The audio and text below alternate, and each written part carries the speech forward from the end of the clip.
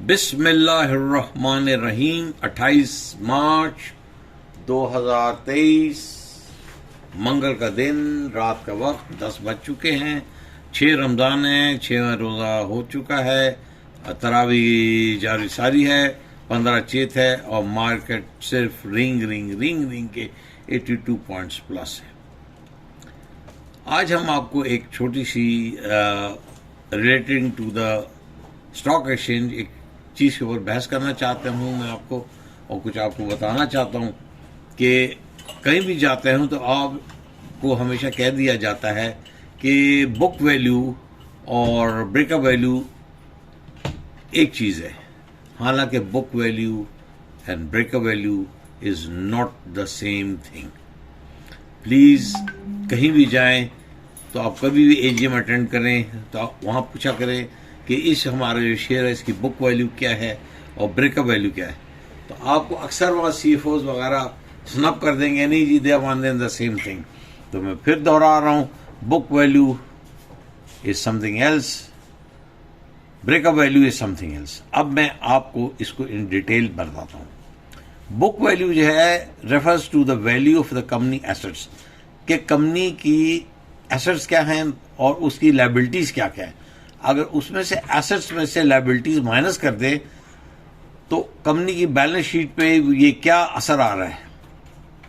ये जो book value है, it represents the value of the companies equity if all assets were sold and liabilities were paid of at the recorded world. मतलब company की worth बताता है book value के। Company की अगर सारे एसेट्स हम बेच देते हैं और एसेट्स बेचने के बाद इसकी जो क्या कहते हैं डेब्ट्स हैं, वो लायबिलिटीज़ हैं, उनको सेटल कर देते हैं, जो कुछ बच जाता है वो रिकॉर्डेड वैल्यू में क्या आता है, वो बुक वैल्यू है। जो दूसरी तरफ जो ब्रेकअप वैल्यू है, on the other hand, is the estimate value of a companies asset.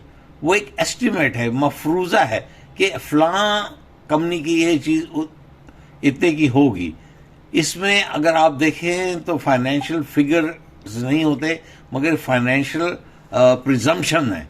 तो ये एक फाइनेंशियल प्रिजम्पशन पे बेस्ड है कि अगर company would be broken up and sold in parts. अगर कंपनी हम 100 की कंपनी है तो उसको 4 टोटों में करते हैं और पार्ट्स में डालते हैं और हर पार्ट को बेचा जाए तो वो पार्ट की क्या वैल्यू है।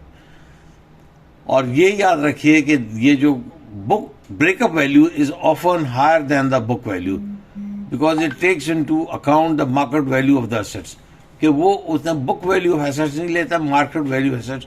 मतलब बाजार में कोई चीज़ बेची जाए तो उसकी क्या वैल्यू है, which may be higher than the recorded value on the balance sheet. मतलब बैलेंस शीट से हट कर इनकी क्या रिकॉर्डेड वैल्यू है। और फिर यह है कि breakup value is often use as a measure of the minimum value of the company. कि मतलब अगर हम बिल्कुल ही कंपनी को दिवालिया कर दें और बेचने जाएं तो कंपनी की कितने की बिकेगी, as it is represents lower possible value that is asset को बी सोल्ड।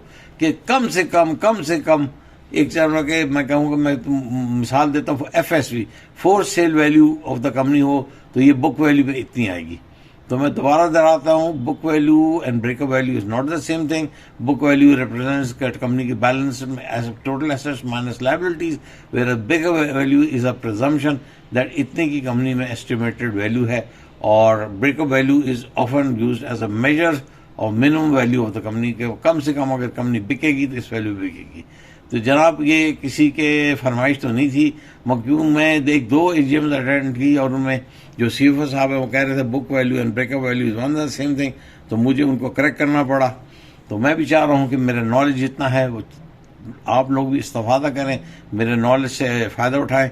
इंशाल्लाह इसको प्लीज़ कई लोगों को ये सब्जेक्ट ड्राई लगेगा, मगर जो नॉलेज के ख्वाह हैं, जो नॉलेज के मुतलाशी हैं, उनको ये चीज़ बहुत इंटरेस्टिंग लगेगी। हमारी आज की वीडियो आपको कैसी लगी कमेंट्स में ज़रूर बताइएगा। इंशाल्लाह एक और वीडियो के साथ जल्द हाजिर होंगे। अपना ख्याल रखिए, इर्द गिर्द के लोगों का ख्याल रखिए। वस्सलातु वस्सलाम व खातमुन नबीन।